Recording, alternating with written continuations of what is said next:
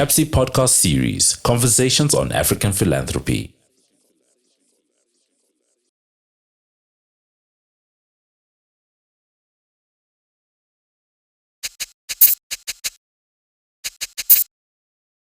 Welcome to yet another episode with me, Peking Kosimoyo, on our conversations on African philanthropy. I'm the director of the Center on African Philanthropy and Social Investment here at the West Business School.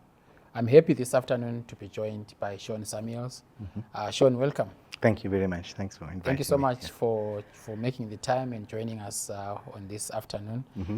Shaun Samuels is currently with SGS, but I think for most of us, Shaun, we really got to be introduced to your work, especially in the field of philanthropy, community philanthropy for that matter. But I want to start firstly with your take on the importance of community philanthropy, not just in South Africa, but in Africa as a whole. So I think the issue around the kind of development challenges that we're facing, especially at the grassroots level, I normally like to refer to it as our polycrisis, is complex. The issues around understanding inequality and poverty and the results of colonization is also complex.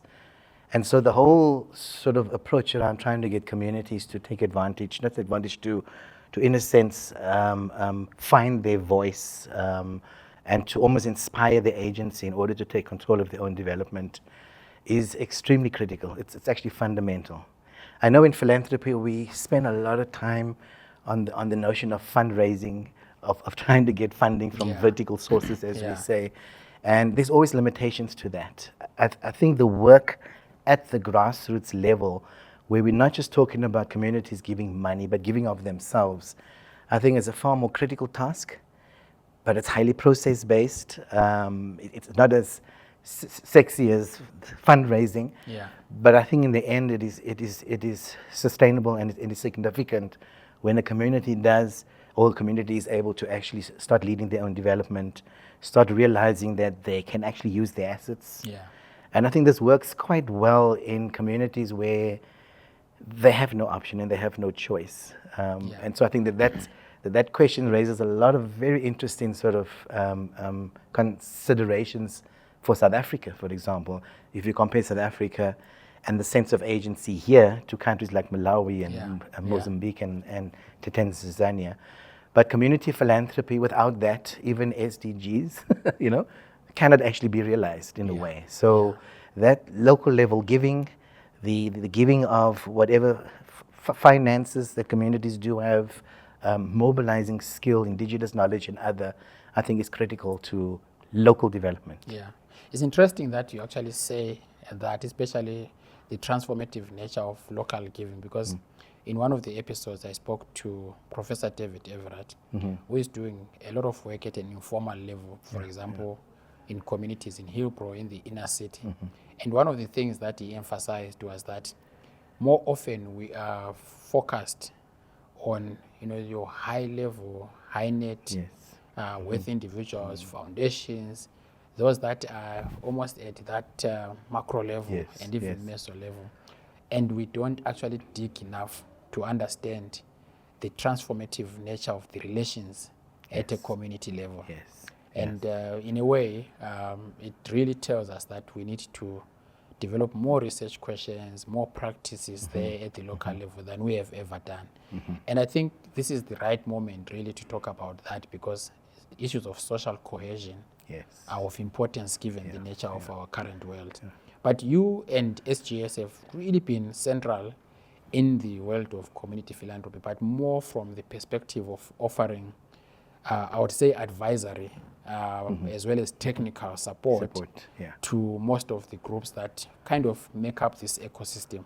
I might do injustice to that. And so I really want us to delve into the work that SGS has been doing. I'm very familiar with work that we are doing with the Africa Philanthropy Network, for example, but I know that you have actually expanded, especially to the broader network of community foundations or community-like foundations. Maybe let's talk a bit about that work that SGS does. What is SGS? What does it do? What drove its emergence? and what's next for SGS? So SGS is a small consulting company. We operate as a social enterprise. And we work on 3 levels. One is education improvement. So we've worked quite extensively with the Solomon Foundation, Kagiso Trust, FREF, and others, especially in the Free State. The second one is on community philanthropy. So we have a long history with the CS Mott Foundation as well. Yeah. And through those years, we also operated what was called the Technical Support and Dialogue Platform. And I think that was, in a sense, the beginning of quite a bit of technical support. Yeah. At the time, it was to Mott grantees, but that was also the time where we started to engage community foundations. I think there were 2 left of the original 10. And you remember the 10? I think it was that started. Tungulu and Rustenburg. Rustenburg. Rustenburg subsequently closed. Tungulu is still around. And I'll explain now the next sort of chapter to that. The third area is around social justice. And I think we've been involved, I'm extensively through the UN system, SADC Parliamentary Forum, and others have been quite involved in social justice work. And then I think this Ford Foundation sort of program around weaving resilience and looking at the resource hubs has taken us into deeper into the realm of social justice, working with community organizations that work in the social justice space. But since those 2 key programs was also part or within SGS itself, it also started to create the opportunity for social justice, for philanthropy, to start bringing those 2 sort of areas together. The subsequent challenge by the CS Mott Foundation, as they were restructuring, going into the new strategic planning process, was also to focus a lot more on Africa and Latin America. And I think part of the issue and the challenge here was to sort of say, is it feasible, is it possible to build a movement of community foundations in the continent? Is it feasible to have this as the institutional form that will help to drive, grow and inspire community philanthropy? We took on the challenge to sort of say, yes, it is, given the significance of community philanthropy, but also the success of some of the community foundations that we were actually observing. But the point there was, I don't know there's how many countries in the continent, so we were not going to take on that role. We confined ourselves to Southern Africa, and even there's 16 countries. We decided to focus, but we also decided to focus on the infrastructure level. So, it's difficult to go into some other country and build at the grassroots level. And that's where this infrastructure around the community foundation support organization. I believe other examples of infrastructure would be your networks and would be your academic, like CAPSI. And so the CFSO, as we call it, is what we then focused on, finding organizations with either a regional or a national footprint, who has been involved with capacity development of grassroots organizations, and working with them and their boards to sort of transition into this community philanthropy, CFSO, using their technical capacities to grow and inspire community foundations at the grassroots level. So that's where the focus around infrastructure has sort of grown. I mean, this is happening now in Mozambique, Malawi, Zambia, Zimbabwe, South Africa itself, and we're now sort of edging into Namibia and Botswana. But it is at a technical level, it is working with organizations that already have some sort of capacity to train and develop. Organizations, so if you take an organization like in Malawi, Mutsi Connect, in their work they were already doing grant making, challenging communities that if you bring 30%, we will challenge you with 70%. So it was using that ethos and sort of saying, can we translate that into how we are defining a community foundation or a community foundation like organization. But that work also started taking us into issues around definition, issues around what does a community foundation look like. There's a Eurocentric gold standard. We come from a colonial, we're now in a neo-colonial sort of environment. Does it look different? Should it look different? Tribal sort of elements, patriarchy. So this is where that polycrisis element sort of come in. And I think we were starting to run into trouble conceptually around we could not, obviously, we all say this, Yeah. transport a concept from the north elsewhere, yeah. here And just adopt it. and just adopt here. Yeah. But I think the difficulty here was what are we actually talking about Right, as an right, institutional right. form? Yeah, yeah. And so what we started to almost roll with was not starting with an initiative group, which I think Mott and the whole Eastern European sort of elements would normally start with. There's an Yeah, initiative group, yeah. bring them together. We started with organized entities, Right, right.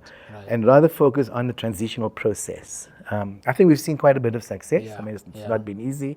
There are certain contradictions, but it did sort of allow us to have already in place accountability mechanisms, capacity to train in others. I think at the same time, there was also this implicit, not expert, implicit sort of push around getting numbers. Yeah, So yeah, even though we yeah. were sort of saying, Europe has been at it for how many years? We're struggling with our neo-colonial difficulties. We're struggling with urbanization Yeah. and, unemployment, inequality, etc., high levels of poverty. And almost, when you start looking at fundraising, and it's important that communities must give of themselves and of their funding. Yeah. But I've started wondering whether we have become extractive Yeah. in ourselves. We are critical about extraction. Yeah. And the extent to which we are becoming extractive because we are not feeding into those communities' processes. They're feeding into ours. Yeah. They're feeding into our agenda to get numbers, to get a CF up and running, yeah. to see progress around A, B, C, and D. And so it takes us right back to that colonial agenda. The one that you're critiquing. The one that we created. So, and I'm not sort of just pointing fingers. I think all of us, including ourselves, we've found ourselves in this sort of contradiction around. Yeah. So what do we mean by African philanthropy, by community giving? Why is it that if you look at, we've always pushed the vertical giving and the intersection with horizontal. Yeah. And we've observed that in the philanthropy world and even with fellow community foundations, the push is around the vertical side. Yeah. Getting funding, getting fundraising. A lot less, and I'm sure maybe because it's a bit messy. Yeah. It's too process-based, takes too long, you deal with community dynamics, etc. But there's a lot less capacity development, technical support to actually get communities to lead their own development. You're actually confronted at that level. You are confronted with the realities of life, the problems that communities face on a day-to-day basis.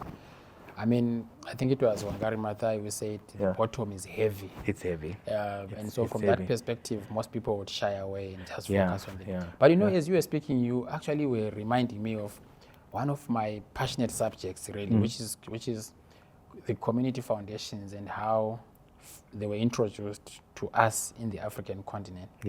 I mean, and as you were saying, there were already some institutions that were community foundations, like your FDCs in Mozambique, your Greater Community for Greater Region in Zimbabwe, etc. But at that point, they were never termed community foundations up until the time when there was an experiment, especially here in South Africa, with the first 10 community foundations that were tried in different provinces. And like you said, probably, of all those 10, only 2 remained, standing, the Utungulu in KwaZulu-Natal and the Greater Rustenburg Community Foundation. I was very passionate about that, about that initiative in the early 2000s. In fact, I was talking to one of our colleagues the other day and saying, I want to find a time to see if I could locate the original people who were behind that and just have a conversation. I've been trying to do that. And it is difficult. I can tell you I reached out to one of them recently. And she said, that was a long time ago. I don't think I even want to go back to that era. But I still want to reach out to another gentleman who was, I don't want to mention his name now. But I want to reach out to him because I think that was a very pivotal moment. We obviously did not get everything right. I mean, one of the things was, I think, the adoption of the concept, like you said, and bringing it here without really adapting it. I mean, I did a paper long back around that. But when you look at that initiative and what happened and what you are dealing with now, what would be some of the main nuances and differences that you would say When that happened, this is what maybe, we looked at the world like, and this is how we defined community philanthropy and community foundations.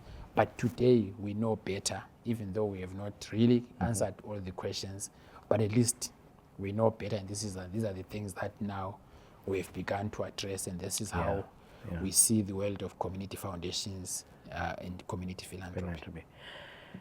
So obviously we were not there at the time, and this is why I'm so eager to get an understanding. I suspect that those 10 organizations were almost funded like NGOs. It may be controversial, that's why I need somebody to respond to that. That the whole issue of the assets of communities were not necessarily prioritized. Having to seriously unlock from communities may not have been a sort of priority. And I think the whole issue of endowment, I think maybe there was promise at the time, but it didn't look like it worked out around an interest actually in making endowments available, in sort of building it.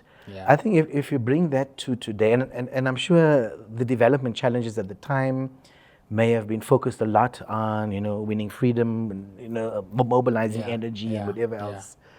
I think today, I don't know if you know this work around hospicing modernity. I must send you these sort of things.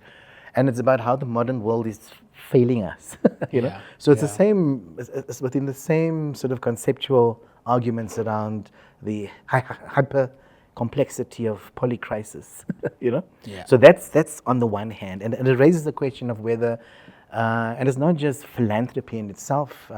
Recently I was addressing the issue with our Rio meeting on Ford Foundation around monitoring, evaluation and learning, and the extent to which I was arguing is not sufficiently matured, has not, to address the kind of polycrisis and complexities that we're sort of dealing with. I think philanthropy is in the same kind of boat, that we're very good at admiring our problems. We analyze, etc.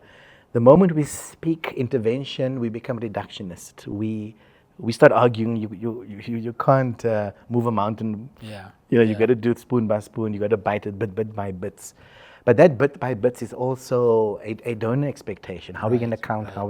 So we kind of become complexity averse. We look for simplicity, which also makes sense. But I think you know where I'm sort of going around this. And we're not actually sort of resolving the kind of problems and issues. I think today, clearly there are no endowment or very limited endowment opportunities. I recently called some of the community foundations together on the West Coast. And our theme there, we call it the West Coast Accord, I must still write it up. And the theme there was, why are our CFs in South Africa failing? You've been at it for so long.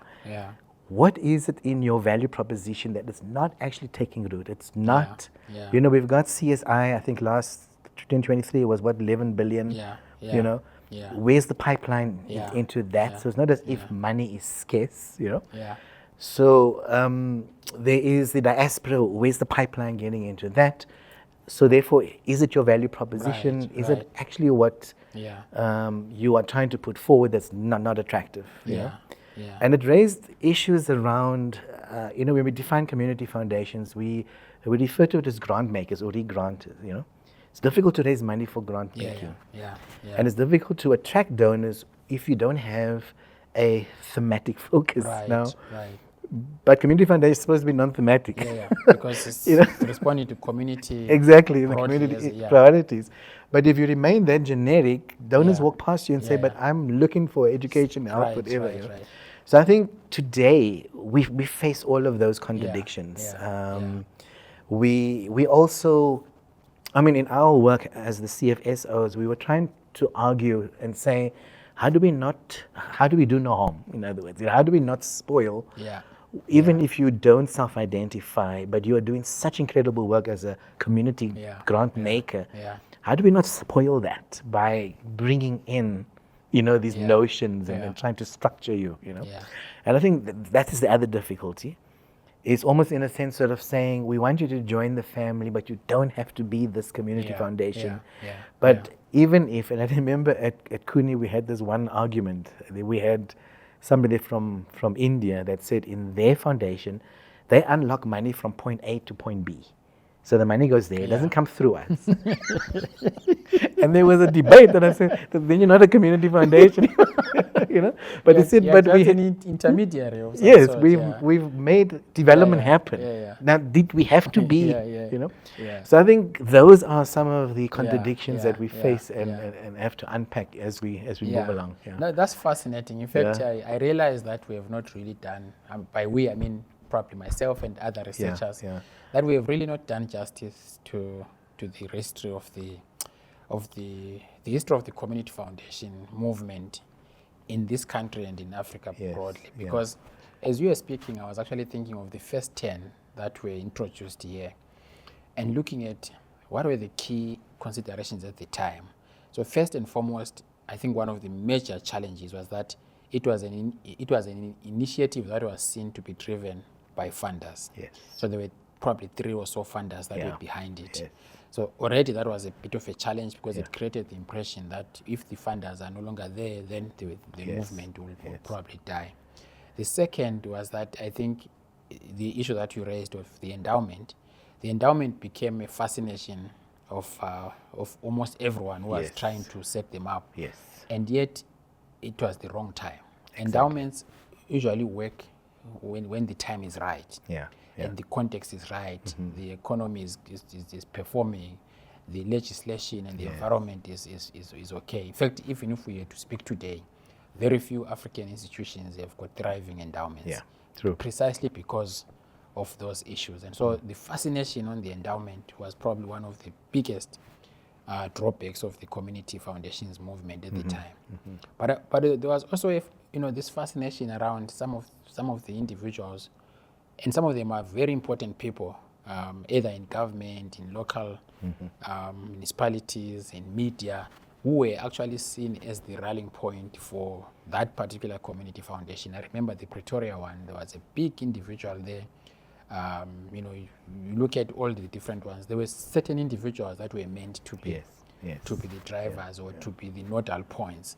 And I'm not so sure that they really understood the notion of community philanthropy and foundations to be able to inspire and drive others.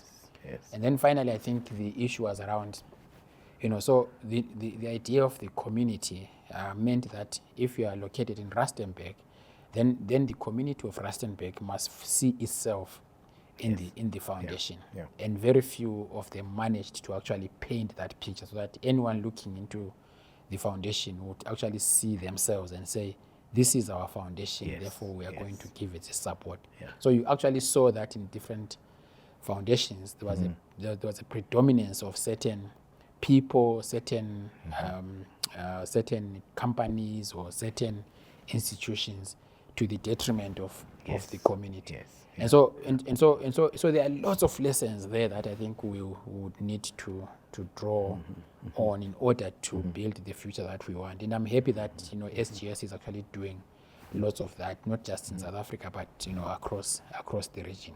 But I also wanted to to get your sense in terms of, as you go around these countries and meeting different community foundations or community-like foundations, what are the things that all of them seem to be struggling with to begin with, but also what are the things that they are all concerned with that they really want to solve between now and the near future? Yeah. So I think, one of the key difficulties we've been facing is around seed funding. It's around, and it raises very interesting contradictions, because if you're taking the assets orientation to development, then you should be unlocking. But this is where I'm sort of saying, perhaps in our thinking we become so extractive. We're actually forcing communities to think in a particular way. So seed funding becomes the key issue, and seed funding means money must come from somewhere. From our side, And that's where we're also trying to position our community foundation support organizations to say, if you have greater access to the vertical sources, then perhaps you could be the interface between the vertical and horizontal. You could unlock that kind of seed funding.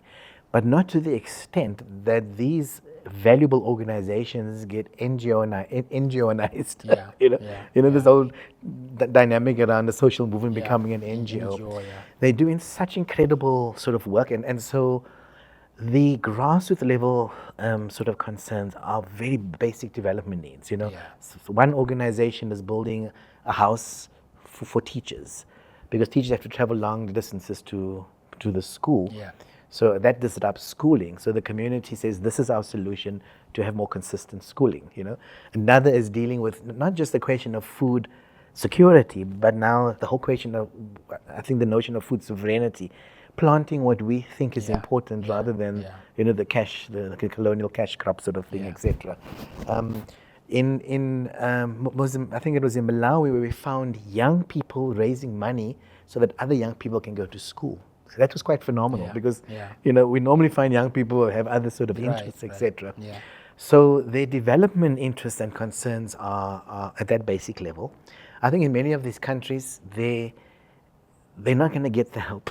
Yeah, It's yeah, like they have no choice but to, Yeah. And this raises some interesting dynamics in South Africa, and this is part of, when we had this West Coast Accord around why is it that we're failing, we were beginning to speculate and argue, is it that there is a bit of a negative sense of entitlement among our communities Yeah. that having won freedom 1994 said to the ANC, go ahead, develop us, Yeah. So they're Yeah. waiting. They strongly believe that government must deliver, Yeah. that business must, and in those moments, Yeah. they will not do. Yeah. And so we find that agency around the community agency and resolve, we find it strong in our deeper rural areas, Yeah, and that's because yeah. they can't be reached very easily. But when we look at our urban sprawl, when we look at the high levels of urbanization, yeah. and that's why I was so interested in this thing of hospicing modernity, is like there are particular elements of denial, Yeah. that Yeah. we convince ourselves that there's agency among our young people. But our young people are also how do they say? They're over-entertained. Yeah. Yeah. And they're under sort of challenged in a way, So they live in this world as well. Yeah. And you need to really work hard to get those champions out of them that would Yeah. actually be Yeah. interested in driving sort of Yeah. development. So we see the grassroots Yeah. interests they differ quite a bit. That's fascinating, because Yeah, you're saying your work is showing you that there's probably more agency at the grassroots level than you will find, currently as you see it in the urban in spaces. the urban spaces. Yeah. And part of it has to do with, obviously, this isolation and individuality Yes, that yes. the urban communities has actually developed. These gated communities and all of Exactly, these things. exactly. But we Yeah. also note, in a rural area, and we've been trying to also look at this whole notion of modernity. We were launching a campaign called EMBO, which means Yeah. looking back. Yeah. And we were trying to, this was not delving into language, around Yeah, philanthropy, yeah. and trying to find the language for traditional giving practices. I think Yeah. I can't remember all the words, Ukusisa. Ukusisa, those Yeah, kind of, yeah. And sort of saying, if we go back to go and fetch, Yeah, those yeah, traditional yeah. practices, maybe we need to modernize the language, but keep the principle. Yeah, And the yeah. question was, would it remain relevant for an urban environment, Right, as a right, principle, Yeah. And I think we were finding, we were realizing that in a rural area, you would share your cabbage, yeah, whatever. Yeah. I doubt you can get a free cabbage in Yeah, Alex. yeah, Are you with me? yeah, You're on yeah, your own, you're yeah, isolated, yeah. you're in a nuclear environment. And then, of course, coupled with that, as we were discussing earlier, there's issues around mental health, issues Yeah, around yeah. being over-entertained with all of the Yeah. IT and things. Yeah.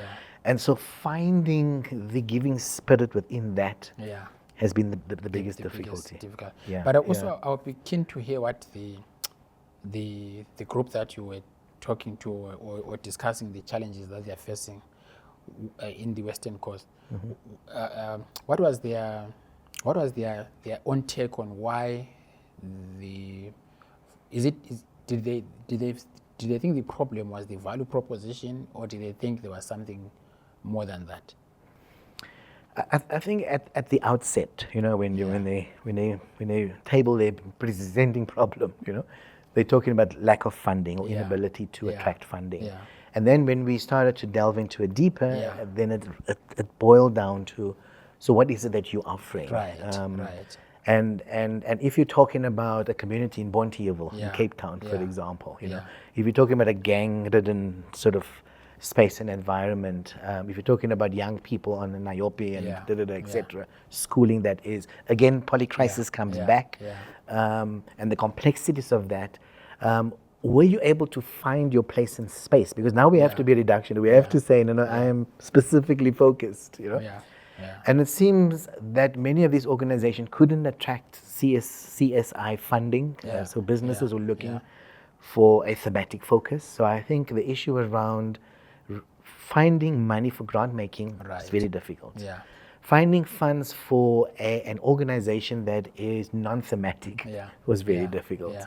Yeah. And we almost needed to say, in order for you to survive, maybe you should bring on a more operational Right, element to your right, right. foundation, Yeah, yeah. get a thematic area, and you know. Yeah. But I think the issue around and then of course the other issue was comparing to other NGOs. Yeah, So yeah, yeah. there are others that are similar to you. They also work at Right. the So grassroots. what's your they- uniqueness? Yeah, Yeah. so they could not, in a sense, isolate Yeah, their yeah. sort of unique. Yeah.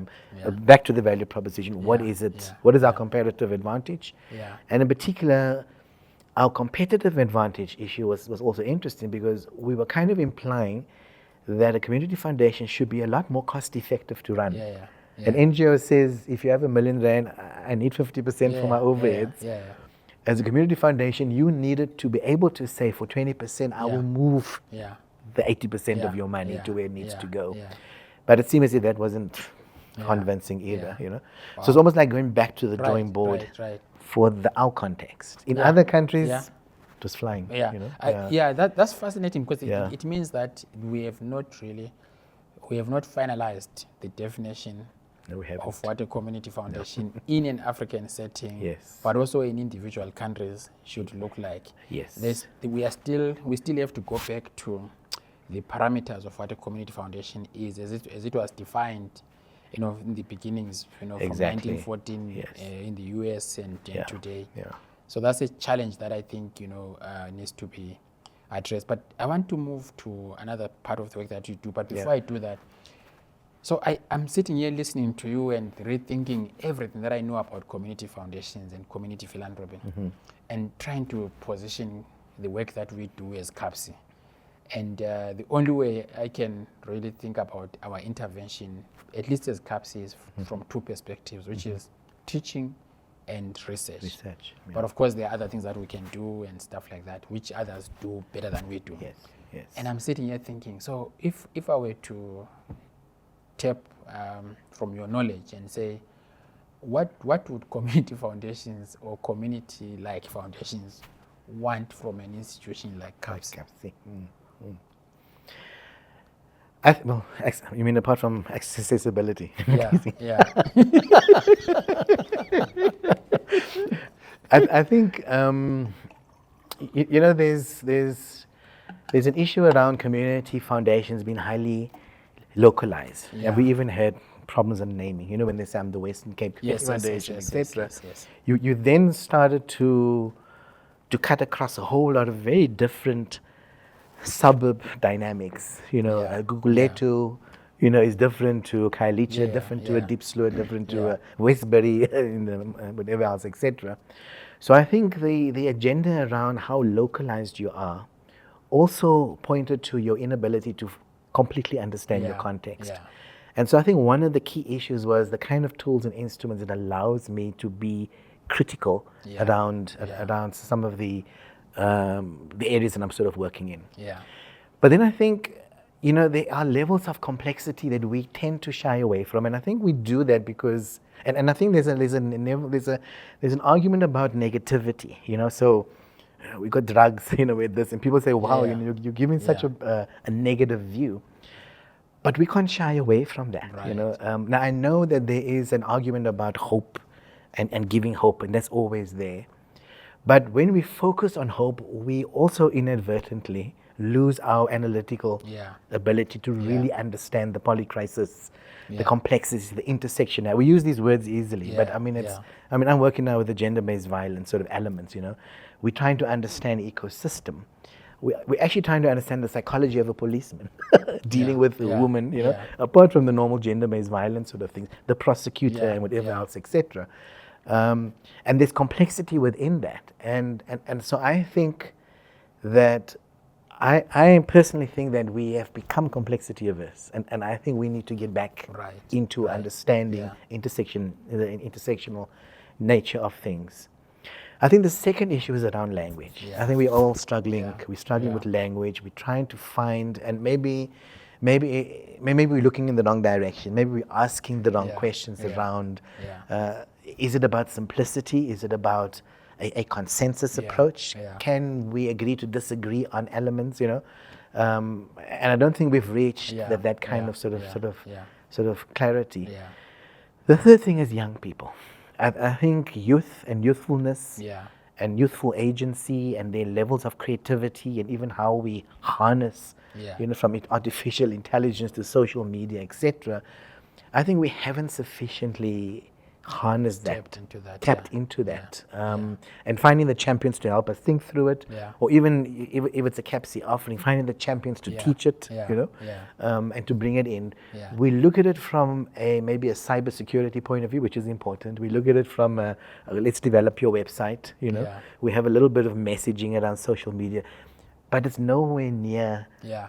based on an Yeah. understanding Yeah. of what it is Yeah. we're actually trying to Yeah. achieve. So what I'm hearing you saying in yeah. a way is, if I'm to put on my programming cap and Yeah. if I were developing a module for CAPSI, what I'm hearing you saying is that, yes, CAPSI, you probably are positioned in a space where you could offer something, but to do so, if for example, we have a module called Working with Communities, Yes. or Introduction to Community Foundations, one way of developing it is actually to make sure that we actually develop it jointly with the community foundations. So that's number one. So that at least even the framing, the language, Yes. would mirror exactly what they do at that level, as opposed to getting an academic sitting here, developing a module and then going to Yes. teach it. So, Yes. but that's one. So secondly is, but also making sure that as we go down there to develop that module or to do research, we probably play that role of analysis to an extent that even issues that might be seen as maybe a no-go area Yes. for the community and those that are involved, Yes. at least from a research perspective, they are brought out, or even from a module perspective, when people are in class, they are actually brought out. yeah, And then yeah. finally, what is the role of the young people in the programs yeah. that we develop, other than just getting them as students? Yes, yes. And I think the essence around praxis, Yeah, I think yeah. if we can get that Yeah.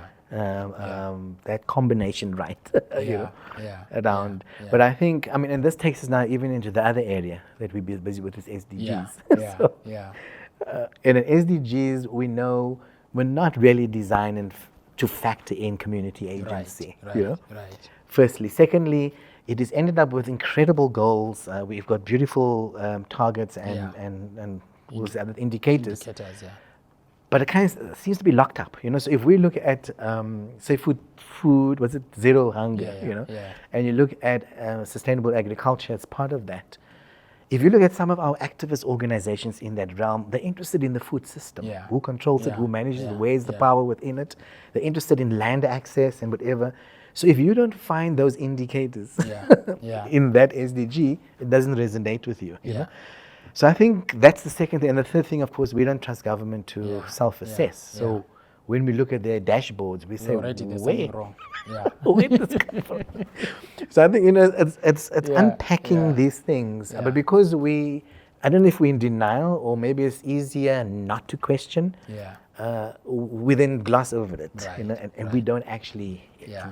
So Shaun, given interrogate it, all yeah. these challenges, barriers that we're talking about, the heaviness of the bottom, like we said, what keeps you going as SGS? So what keeps me going is seeing communities actually doing it, Yeah. and I think there's a lot of examples of where community with very little, actually leading their development, Yeah. actually designing their own processes. And we normally think, design is the preserve of, the learned. Yeah. How they translate the indigenous knowledge, seeing how young people in some of these organizations actually not just focus on their phone and things, Yeah. but getting Yeah. involved. I think there's a lot of that kind of agency, goodwill, and energy. Yeah. I think enough to convince you that if we were to invest a lot more in that Yeah. bottom heaviness, Yeah. we could actually see a lot more sustainable development unfolding. We could even see maybe some solutions, partial sort of halting of urbanization, if we were to able to. Yeah. I think the urban environment is the biggest difficulty. But there's always hope in champions. So there's always champions around, and it's about how do we spot them, Yeah. how do we support them, etc. So I think there's a lot of hope. I think in the context of trust deficit, which grows, especially in our context, sometimes it clouds that hope. Yeah. But I think there's enough faith that communities can. Right. I mean, there's one example, I know it was in Zambia, etc., where a community organized a hammer mill. They didn't organize the mill, they built the building and whatever else. Yeah. Some vertical source gave the hammer mill. But once they realized they could achieve this, the question was, what's next? Then they went on to a solar, so this spurred a whole chain reaction of good, Yeah. And that's what actually Yeah. drives me in a way. Yeah. And of course, one of the things that I'm very much aware of, which I see in everything that you have done, is this commitment to social justice. Yes. And you are one of the founding trustees of the Other Foundation. Yes. Yeah.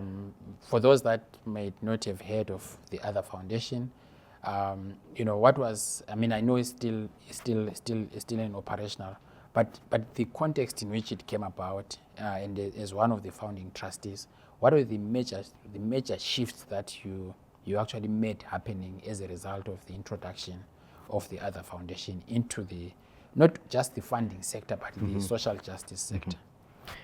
I think this was sort of mooted by Atlantic Philanthropy as part of their legacy sort of thing. Yeah. General Crocker, Yeah. who has since passed on, then creating a facility that would not just promote the interests and the difficulties and challenges that the LGBTIQ would face, but also how would we actually get funding to them in order to advance this work. Right. And a lot of this work will also in the depressive environments, like 15-year sentence in Uganda. I think Ghana was just trying to push now, sort of 3 to 5 year sentence. So it's under very difficult circumstances. South Africa, we saw our fair share of corrective rape, for example, of that. So I think that sort of thinking around how do we support a sector with common challenges and interests, how do we mobilize support around it. We struggled with the name in the beginning because other did suggest exclusion. But we also needed to exclude on the one hand, but also to include on the other. I mean, if you take the whole lingo around LGBTIQ plus, I don't even think within the LGBTI sector themselves they fully understand all of these emerging, growing, dynamic concepts, etc. But I think that was a very successful social mobilization sort of attempt to draw together the funding interests, the technical, the research, the writing, etc., around a common set of common sort of struggles and sort of challenges. I think the other thing that was quite interesting around the Other Foundation, because this speaks to the notion also of shift the power, which also have some thoughts around that. I think it's a bit of a neoliberal sort of concept, but we at Other Foundation piloted the approach of sort of saying, let's invite sector members through a sort of a advert process to come and join us to help adjudicate. So the participatory grant making. Exactly, and so that was a bit more participatory, a bit more sort of inclusive.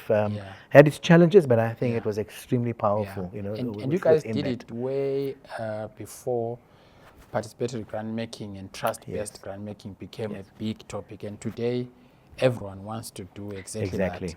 Yes. But do you think that model that was spearheaded by the other foundation is well known out there for people to use as a model, or it was just in practice? I mean, I know it Yeah. because I had access to Yeah.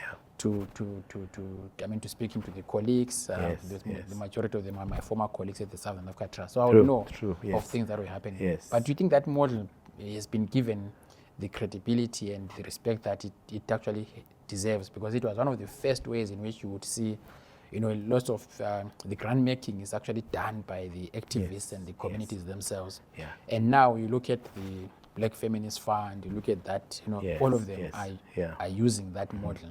But I don't see it accrediting the other foundation. No, it's not. It's not. And Yeah. I think referencing is very important. Yeah, I mean, in your yeah, world. yeah. And I mean, it's not 100% unique. I mean, it Yes, has yes, been. yes. I mean, some elements of that was also giving grants to individuals, Yeah, which was the yeah, other yeah. thing you don't do. We Yeah, want to be yeah. giving grants to a poet to, Right, generate. right, yeah. So I don't think it is sufficiently marketed and understood, but I also don't think that it's sufficient interrogated, as an approach to Right, sort of right, say, yeah. so what were our difficulties, If I had submitted a proposal for Yeah, grant, yeah. but I was also selected to adjudicate, sit on the table, yeah. how did I manage? How did they manage? Did I have to step back? Did I have to, so we had to go through all those things. And But the, I think, and the trust that if you what's the term, you recuse yourself, Yeah, others yeah. are going to give it the fair Yes, consideration and all of that. It's very it's And a we had some complex. difficulties where sometimes you get too much internal information because yeah, somebody, yeah. So we also had to put the brakes Yeah, on yeah. on how much we share and what it is that we're sharing. Right, what's right. relevant. Yeah. So I think that work, I would sort of argue, still needs to be Yeah, done in order yeah. to showcase it. Okay, Yeah, great. yeah. So we kind of coming to the end of our conversation, but the last segment is the Constitutionalism Fund. Yes. That you were involved in starting it, but also running it. If my reading is correct, it was for 6 years. Yes. And of course, it was introduced at a time where I think there was a move towards consortia, donors pulling funds together for Yes. specific causes. Yeah. Maybe let's talk about that particular period of your life and the experiences that you went through in setting up something this big, because I think it was a big fund, but also the objectives that it sought to do. I think that would be useful for us to talk a bit about that. So the Constitutional Fund was, in fact, yes, it was a big fund. It was a $25 million US fund, a collaboration between Ford Foundation, Atlantic Philanthropies, who were at the time spending down and leaving the country, and then Open Society International. Yeah. And I think it was quite a successful attempt. I would say it was a success at a collaboration fund. I think at the time, there was also the argument that no matter how much money you have as one donor, if you're looking at systemic change in others, you really need to collaborate. That partnership is so important. I think it was also mooted and pushed by the Atlantic sort of legacy, sort of interests. Other donors came in a bit later. I think they had to be convinced. So there was already right in the beginning some conceptual sort of difficulties. I myself, and there was another colleague outside of SGS, we were tasked to hold this together. We had a board of directors of 3, and just having lost Judge Mokgoro was a real stalwart within that, heart of gold, but with a legal sort of eye around these things. I think the fund sought to look at how we can advance and promote constitutionalism in South Africa. Yeah. And the fund had difficulty right in the beginning because there was almost a pre-selected number of NGOs to benefit from it. So that raised tensions for us coming to put the fund together. It raised tensions for that new board that was coming together because are we a high-level rubber stamp? So we went through our sort of things. I think what was very progressive about the community fund, the Constitutional Fund, was it was a 3-year fund. It was co-funding. Yeah.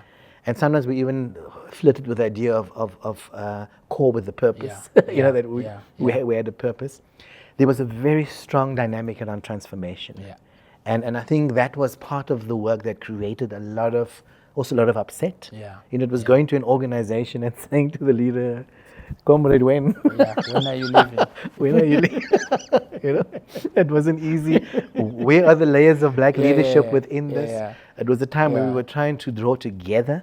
You know, remember it was also the Zuma campaigns and Right, things, right, etc. right. Draw together some of the key NGOs, their leadership needed Yeah. to speak to Yeah. each other. Yeah. But some of the difficulties we had to fight was to sort of say, but we needed to get this money to grassroots organizations. Yeah. How do we support Yeah. social movements? You know, and that was where Yeah. a lot of the contestation and difficulty, not necessarily among our directors and, Yeah. and the Yeah. kind of Yeah. so-called staff of the Constitutional Fund, but I think there was contestation between the donors Yeah. who Yeah. some had the idea, and I think especially Atlantic, now they're gone. Yeah. We're kind of pushing, let's give the money to the bigger organizations, you know. They speak English well, they've got Yeah. Yeah. Yeah. the grant departments, etc.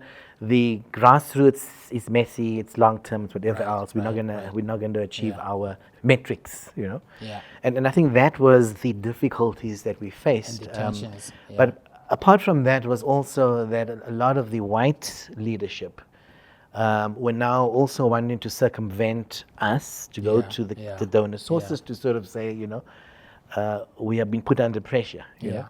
yeah. But it was a necessary pressure, Right, you know. right. And it created a lot of difficulty for the individuals Yeah, as well yeah, around, are you anti-white? Say no. Yeah, yeah. You know, are you this, are you that? And quite often, just to give you a very, very simple example, one of the organizations would say, you know, we've got these amazing black candidate attorneys, you know, female, Yeah. absolutely amazing, but we can't get them to organize through where they need to be because they don't have a driver's license and we need to transport them. Yeah. So the question they must, okay, so, you know, this black candidate attorney didn't have access to a Yeah. car like Yeah, your white, yeah, you know. yeah, yeah. So where in your core funding can you actually just yeah. simply make it possible? Possible for them to, yeah. You know, so it was as simple Yeah. as that to sort Yeah. of turn, you know, the thinking around to sort of Yeah, say, then yeah. use our core funding, build that black candidate Yeah. attorney and let them fly where they need to fly, you know. Yeah. And it was that kind of level of the detail. Right. It was the emotional elements around leadership transition and how we support the black layers coming Yeah. up, Yeah. even at board level. But I think we also, unfortunately, went through a time where I think at one stage, there were about 5 of our organizations that went through sexual Yeah. harassment. Yes, I wanted sort of actually to say. issues. Yeah. I wanted to say actually one of the things that was happening also at the time Yeah, is that this yeah. also coincided with almost a shake-up in the system, Yes. where a lot of groups were actually all of a sudden, you know, identified and most of the groups, you know, even some of the donors actually took a deliberate, Yes. you know, effort to actually deal with issues of sexual harassment, Yes. etc., Yeah. etc. We actually started coming together, the Yeah, donors, yeah, you know, yeah. and dealing with organizations Yeah, as yeah. a group. We started realizing that there was significant funding for the perpetrators and their Right, legal right, counsel. right. There wasn't anything for the Yeah, survivors, yeah. and you know, and so we needed to sort of push around Yeah, that. yeah. So those were some of the difficult elements yeah, that we also yeah. had to weather. Yeah, but next week we're going into an election. Would you say that the fund, in a way, addressed, whether directly or indirectly, some of the issues that you usually coalesce around, you know, elections? I mean, Yeah, constitutionalism is not so much, you know, rule of law is not so much of a big problem in South Africa. yes.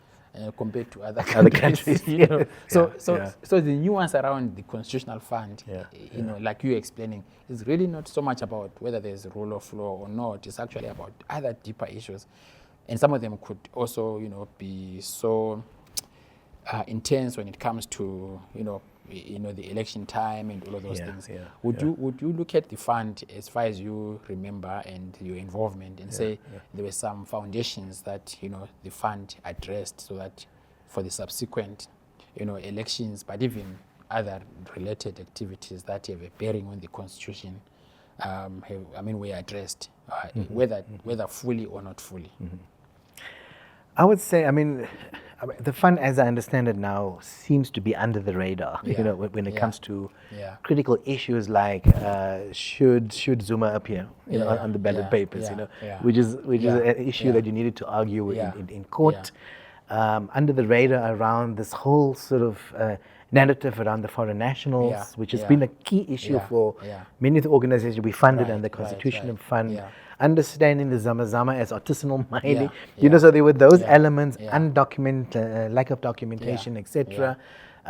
This major problem around the extractive industries and the slap orders, when courts, the judges hand out their sentence to an activist with costs designed to some ruin of them, these etc. collapsing buildings. I mean, we may not see it as a part of the Exactly, constitutional- So I think, unfortunately, we, and part of our challenge, and part of what even myself was pushing our esteemed panel, was to sort of say, can we get more of your voices out there around constitutionalism, around the contradictions, even around this bella on education, is there within it elements that will violate particular rights of either parents or whatever, And so I think I don't see that level of scrutiny, and I don't see the courage to put it out there.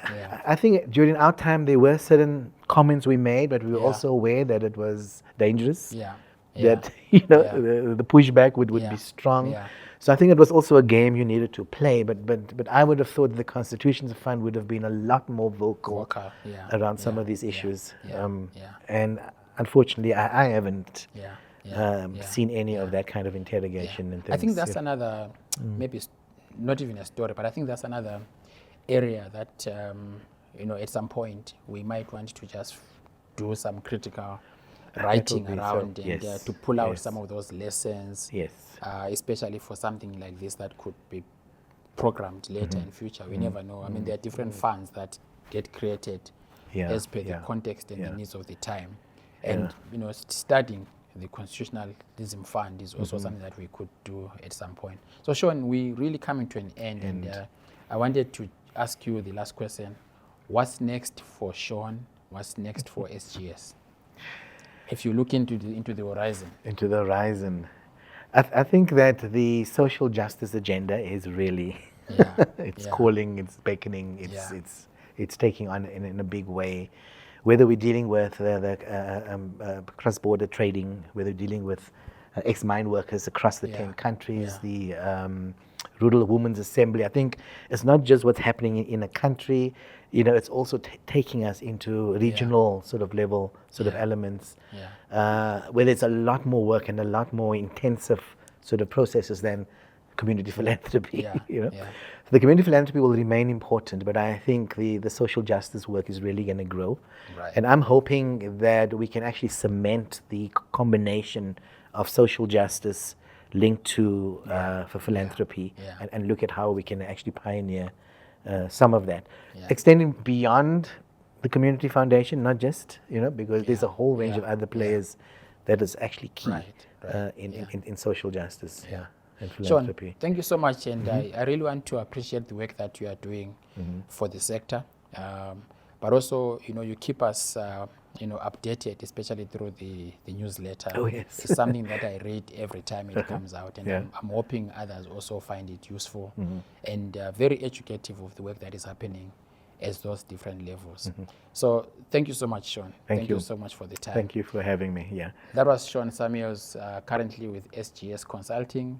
But as you heard in the conversation, he has been doing a lot of work with different entities, being one of the founding trustees of the other foundation, but also helping to start up the Constitutionalism Fund and being involved with it for a period of 6 years. He's also a graduate of the University of Cape Town. He has done some work with the United Nations, with SADC, among others. Thank you for watching. We'll see you next time. You've been listening to the CAPSI podcast series, Conversations on African Philanthropy.